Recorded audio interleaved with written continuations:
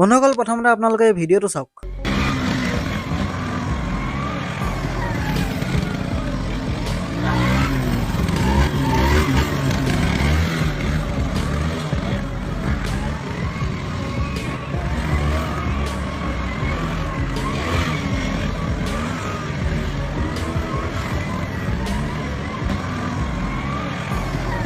তো এইটো আছিলে এটা ড্ৰাইভিং লাইচেন্সৰ টেষ্ট আৰু এই মানুহজনী বাইক ৰাইডিঙত কিমান এক্সপাৰ্ট সেয়াটো আপোনালোকে দেখিলেই।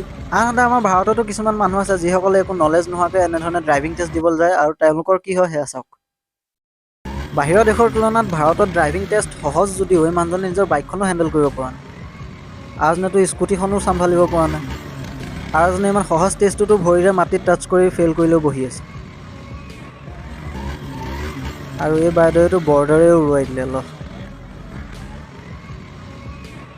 बंद करो, हाथ जोड़ के मैं मोदी साहब से गुजारिश करता हूँ।